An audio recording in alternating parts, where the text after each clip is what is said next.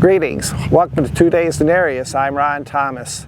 Well, this is Memorial Day 2024, and this is the 4th year I annually create Memorial Day videos, and this will be the 4th one I have done actually in a national cemetery. This is Jacksonville National Cemetery. It's actually basically a newer one, but we're going to take a tour of it on this episode of 2 Days Denarius and honor our heroes. Let's get started.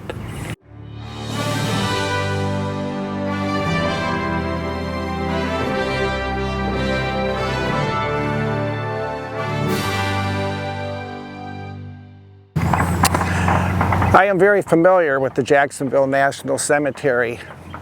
I had a tour here between 2018 and 2020 and conducted probably about 7 burials or committals at the time that I was here. The cemetery is new. This cemetery was commissioned in 2008, and burials started to take place here in 2009. I have to tell you, when I was here, you can get a look back, so you can see in the background there some of the grounds.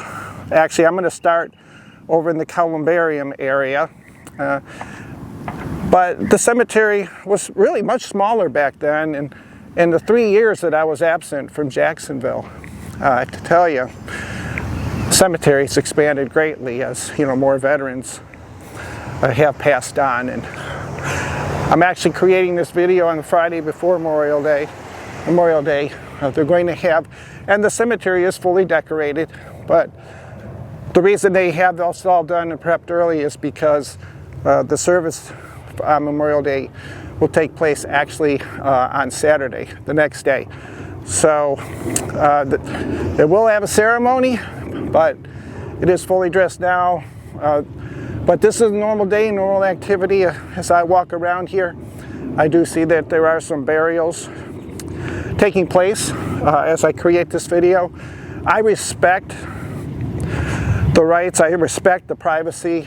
I will not go video any of those because I just really, unless I have permission from the family, there's no way I would intrude upon that. And we have enough to see at a national cemetery that, I really just don't want to do that kind of invasion out of respect. So, having said that, boy, they really put the flags out here. This is the columbarium, one of them. There are other places. And in actuality, I will take you to the back end here. The cemetery appears small right now, but it actually has 526 acres. Now let me do a comparison for you. The cemetery opened for burials in 2009, and the estimation is around 19,000 to 20,000 internments, but this is 526 acres. And you can see the stand behind me. I have it. Let's get it in there for you to see. Hope I'm doing a good job here because it's hard to see. The sun is very bright. It's very pestering today, but we'll get closer to that. But you can see the columbarium wall here, and you can see really as you get and walk or look closer at it.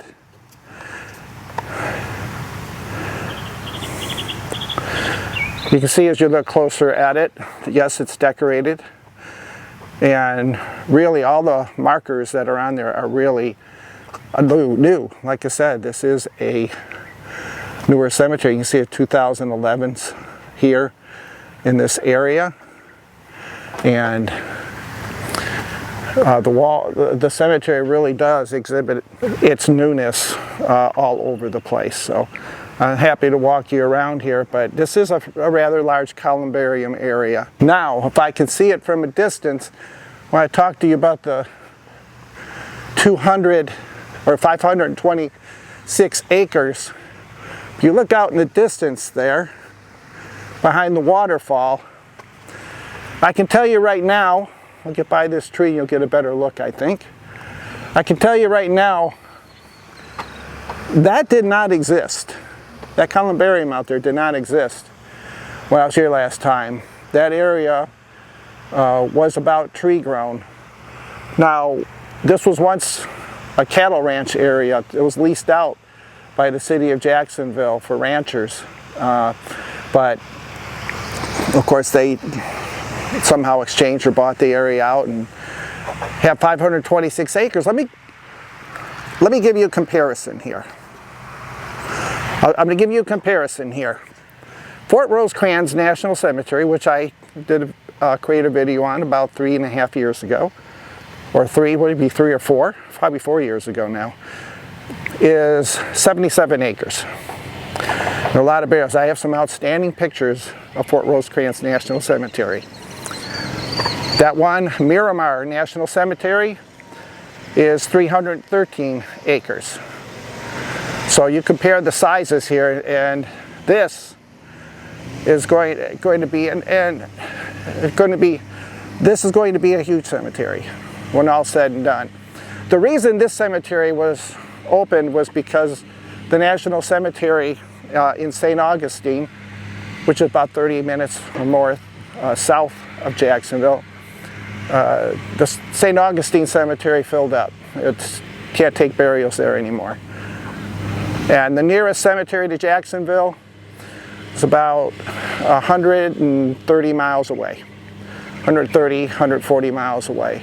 So you can see there was a need, and understand that Jacksonville has 2 naval bases, and you can do the math. It's a very, very popular retirement area. This part of the world is for military veterans. But you can look at the background and you can see the stand. This is where they have ceremonies and things like that. And you know, maybe you've been to these, and you know, they're very solemn times. Always have respect in a national cemetery. There are always guidelines to a national cemetery when you go into one. Among those is it's not a place for jogging, exercise. It's not a place to take your dog for a walk. Those things are very important. This is a place for honor and respect only. Don't be clowning around in a national cemetery. That is a huge, huge sign of disrespect. But this was a larger columbarium area where I'm at. You know, I generally like to talk about Memorial Day in issues of respect, because Memorial Day is more of a day of lamentation. It's a day of reflection. It's a day of memory. It is not a day of celebration. Originally, Memorial Day started in the 1800s during the Civil War. In the South, it was called Decoration Day because women, mothers, spouses would go to the graves of Southern soldiers who died in battle, and they would decorate the graves, obviously with flowers. So, in the evolution of time, around the 1800s, around 1868, and actually great ideas get spread in the North. The Army, the Union, it spread to there. It spread there too, and so in the North, it started to become designated to decorate the graves of the Union soldiers. In the evolution of time as it went on, it eventually became Memorial Day. It was once on like a certain Thursday of the month. It was always flexible on the day it would happen, but eventually it became the 4th Monday of May annually. Mixed it with a weekend, which really changed it. And of course people say, oh, this is my opportunity to party.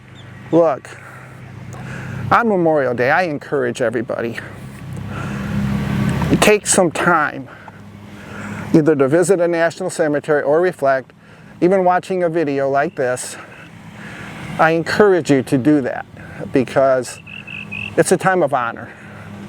You know, you can have your picnic set later on. You know, there were times at Fort Rosecrans that people did set up a tent. I remember clearly at the gravesite of their lost loved one, and they had barbecue going on there. Well, that was their way of mourning, but it was the way of their being and doing the things that they once did together as a family. So I don't have a problem with that. Those people who lost their loved ones, they, you know, all gave some gave all. Hey, they can do that. And I talk to many people who've lost loved ones at cemeteries. You know, they really love to share about the loved one. You go visit a cemetery and you see somebody at a grave, approach them and talk to them. You can say thank you for their service and many things you can say, but I've had so many wonderful stories. I'm a retired chaplain, so I talk to people, but the stories you hear and things are such a blessing. And you're always grateful for their sacrifice, you really are. Take advantage of that. Use Memorial Day, spend time at a national cemetery. I see this, you know, this is one thing I haven't been able to figure out, the walls here. It seems like this is a special burial area. It says ossuary garden. And number one, I was trying to look on the names, and unlike the other cemeteries I have visited where I knew people in at those cemeteries who were buried there, I don't know personally anybody, but this must be a special wall for some purpose. I do not know. When you come to a national cemetery, let me just tell you right now, you will often see, you'll always see the POW flag there. Make sure you honor those vets. Things like this to those who were former POWs, or even those veterans whose friends became POWs, and many of which, especially with Vietnam, never been located. Give them the respect. It's all about respect. So these people were our heroes. They obeyed the country and the calling that our nation gave them. They did that willingly. This is a funeral shelter behind me. You can see in the back, there's a lot of work going on here. Like I say, the burials today are going on. Active work at the cemetery is going on, preparation for tomorrow's ceremony. I have no problem with that. I really, really don't. But be understanding if there's noise in the background, that's what it is today. There is no wind, and goodness do I wish there were wind today. It's hot, it's going up to 91 degrees, and goodness, it's around 10 o'clock or so right now, and it's already hot and humid here in Florida. It's all part of the game. I call it the Guam of the USA. Okay, what you can see in the background, there's some work going on, but this is a funeral shelter behind me. Like I said, I performed various burials here, a good number here. And this is a small shelter, a smaller one, but in general, they're all like this. All of them are set up like this. You can see the service seals there. You can see the podium. There is space back there also, you know, for a full body burial. Generally, most of them are conducted with urns right there at the podium. And you know, it really is an honor to perform those. And I have met many wonderful people conducting burials. Now, when I was here last time, I'm going to turn this around to the construction area there. When I was here last time, that area didn't exist. This is part of the growth of the National Cemetery here, but that part of it did not exist over there. You can see the expansion. And goodness, the last time I visited here a few months ago, that area wasn't even halfway filled. And now it's about all the way filled. Yes, this large part here was pretty much filled like this, but the other side of it was not. But now from here and all the way to the back end, you could probably see the stones way in the back. It's filled all the way back there now. There really is only one notable person. There are no Medal of Honor recipients buried at Jacksonville National Cemetery.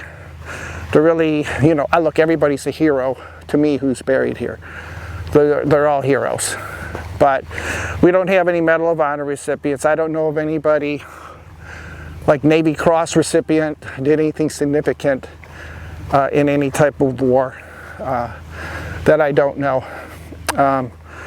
But I will say that, you know, there is an author here who served in World War I, and his name is, I believe, Jack Hunter, and he is a notable here, and he's notable for having authored a book that became a movie in the 1960s called The Blue Max. And I saw The Blue Max. It was different. It wasn't one of my favorite movies, but if I watched it now, knowing what the story is about, I would probably appreciate that movie a whole lot more. If you look behind me, the section back there too was about half filled last time I was here, but the cemetery has been actively filling up quickly, and you know, there's probably more over 19,000 here now who are interred. Let's just take a look as we walk by. We can observe, give thought, give a little reflection.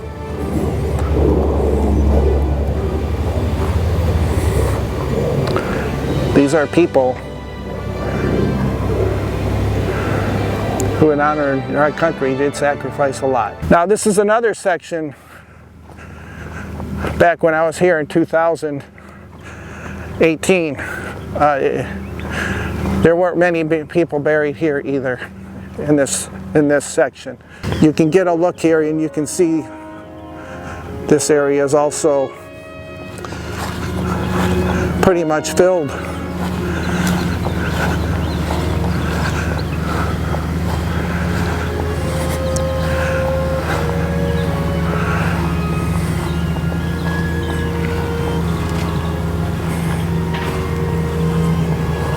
Most of your national cemeteries will have a nice pond, very nice scenery. So it's meant to be a place fit for people's reflection, and I want you to get a good look at that because it really is very gorgeous, very serene. That's the word I'm looking for. And you can see the bell tower in the background. You can see the flags. I kind of wish we had more wind today, but we don't. You can turn this around and you can look up the hill. There's another burial section. And there's another burial section in front of it. Those are really the areas of Jacksonville National Cemetery that are filled. But this really is the full scope of the Jacksonville National Cemetery. And I will show you and turn this around too. You look in the back and you can see the administration building there. And we'll go by that because my car's parked there. Those pennants that are hanging there are Army, Navy, Marine Corps, Air Force. 1, 2, 6. They may have Space Force up there. Coast Guard will definitely be there too. But we'll go by that. We'll see what they got. We'll see what's up there. I'll tell you what, Jacksonville National Cemetery, in the 3 years since I got back, I'll tell you, it's really become a very special place to visit. But here are a couple of monuments we're approaching. Marine Corps League, hoorah! You can see the Marine Corps League right there. Their monument, Korean War Memorial. We always call Korea the Forgotten War. Our men who fought there, they had it rough. That was a very rough place to be. In memory of all the veterans who served during the Vietnam War, 1961 to 1975. All of them. And there is some writing there on the back if you want to stop the video and look at that. You're welcome to. I'll put that there for you. Looks like it has air, sea, land operations. Yeah, it has the operations that took place there. Pearl Harbor Survivors Association. I don't know if you knew this or not, but about 2-3 months ago, we lost the last survivor of the USS Arizona. Passed away. There are no survivors of the Arizona anymore. They are etched in military history now, and don't ever forget them. Semper Fidelis Society. Look at this. In honor of Marines and Navy FMF corpsmen, uncommon valor is still a common virtue. Semper Fidelis. Well, they need to remember that chaplains were always with them too, and we did lose a chaplain in the Vietnam War during battle. And actually, I think maybe we lost 2. So chaplains, we were right with them. The entrance to the Jacksonville National Cemetery is behind me, but it's really, driving here, it's not very difficult at all. It's a good drive. It's well north of the city, downtown, and even most of the living areas themselves. It still is pretty easy to get here, but just be ready for a long drive. What do we have here? Let's see, we have URA, well that's HUA, that's Army, and we have URA, Marines. You see the Navy, the HUYAs. I don't know what the Air Force says. Hey, there's space, that has to be Space Force.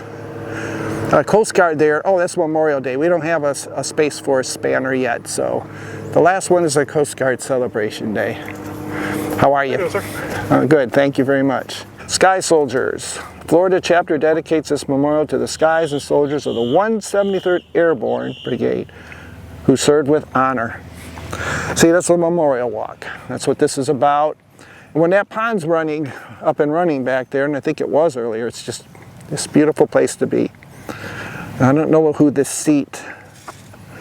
National Society of Daughters of the American Revolution. Freedom is not free, and no it isn't. American Legion, 5th District, Department of Florida. Freedom's not free, dedicated to those who served. So, all right, and one more here. Donated by National Society of the Daughters of the Revolution. Okay. All right, and the Blue Star Memorial was also here. All right, but look, I'll give you a closer look at the entrance up there. And you can see, like I said, the entrance is just prepped up beautifully today because we're getting ready for Memorial Day. And you can see some of the workers around again, and there is activity here today because, as you see, there are burials going on. It's a pretty active place today. All right, one last place to look at here. I just want to show you. This is the administration building behind me. Something you always see at a national cemetery is usually see the Gettysburg Address, and you also see there's a sign in the back behind me of Abraham Lincoln. Well, it's a monument, monument in granite. But the administration center is where, if you have a loved one who is eligible to be buried in a national cemetery, and there are requirements. You can go to the VA website and look at the burials or decedent affairs area of that and see what the requirements are for burial in a national cemetery. My stepfather is buried in a national cemetery, and my mom is with them there. So family members can be too, as long as they qualify. So if you're uncertain, but you really want something like that, the phone numbers are given, they're provided. The website is very good, so don't hesitate to do that. But I'll go in here, and this is a fountain area. All right, it's going to get dark. This is a dark area, and I can't do much about it. Hi. All right, but inside here, always you'll have, if you know the name, you'll be able to find them. This is the gravesite locator, and that will help you find the grave of anybody you're trying to visit at a national cemetery. Behind me, there's office area. Of course, they're not open all the time, normal business hours, and you can always check that. But here is the cemetery was dedicated in 2008. I hope it shows up on the video, but burials didn't start taking place until 2009. And the interesting thing about this too is that St. Augustine National Cemetery filled up in 1997, and that's when it took quite a while. You know, you're talking about what, 12 years between the time St. Augustine Cemetery filled up and the time burial started taking place here. So for quite a while, people were being buried at a good distance, a very good distance away. All right. And one of the greatest things to see at a national cemetery is all of them will have the Gettysburg Address. Yep. All of them have Lincoln's Gettysburg Address. Take time to read it. It's something, if you memorized it in school when you were a kid, I'm sure they're not memorizing it now. Who knows what kind of garbage they're memorizing. It's my editorial comment for the day. But that's the kind of stuff they need to be memorizing. I'm now standing at the grave of Jack Hunter Sr., the author of the Blue Max. As you can see, it says First Lieutenant, U.S. Army, World War II, and I accidentally, it was my mistake earlier to say World War I. He's actually World War II. And what he did, I think originally, he was an infantryman, and then after a while he wound up going into, I believe, special operations. Apparently he was pretty good at his work, because after the war was over, he caught some bad guys, some Nazis even after the war, responsible for busting around 2,000 of them. So Jack Hunter was a pretty good soldier, forever in our hearts. Passed away on April 13th, 2009, and as I said, that was the first year that burial started taking place here at Jacksonville National Cemetery. So we say thanks to Jack D. Hunter Sr., the author of the Blue Max, and he wrote 16 books at all. So he really became an author after his military days were over. So it was a good honor to come by and visit him on this day today. Okay, I'm now at the site of the resting place of James Lee Hornbeck, and he was a hospital corpsman, a chief hospital corpsman. He would not be happy with me if I did not call him and insert chief in there. I worked with many corpsmen in the United States Navy as a chaplain. I'll tell you what, just great. The corpsmen are great. I know the Marine Corps love them. Everybody loves the corpsmen, and it was really a privilege and honor in working with them during my tour in Iraq, and certainly at hospitals that I worked with them at as well. But this is his gravesite. I do want to leave a stone here. His widow, for her, it's been a very, very good friend of mine, and I actually visited this site here during my last tour, and just want to go ahead and, if she's not able to be here today, I certainly want to place a stone in honor of her late husband. James Hornbeck, you're never forgotten. You're remembered today, and I was here a few years ago visiting this grave, and it's certainly a great honor and privilege to visit it once again. You can look at this area here at the cemetery. It's very serene today when the workers aren't around. There are still burials taking place over on the other side. You can probably see a little bit of that with the cars in the background. But this really is a spectacular view of the Jacksonville National Cemetery. And I do want to say it's been an honor to create this video once again this year. I know last year I missed because I was ill at that time, but we have it done this year. You know, let us remember, all gave some gave all. Memorial Day is and was created as a day to honor those who were lost in our wars. But it's okay to come to a military cemetery, certainly, and remember your loved ones as well. Take time to remember on Memorial Day. Take time to reflect. Take time to think about what this day is all about. Definitely do that before you celebrate. But I do hope this video was a blessing to you. It's a great, tremendous honor and blessing to make this video each year. The plan is next year to go to St. Augustine National Cemetery and visit that one. Then the year after that to Cape Canaveral National Cemetery as well. So that's the plans. Lord willing, we can get that done. In the meantime, I hope you have a very blessed and reflective Memorial Day. And thank you for watching 2 Days Denarius. I'm Ron Thomas. May God richly bless you.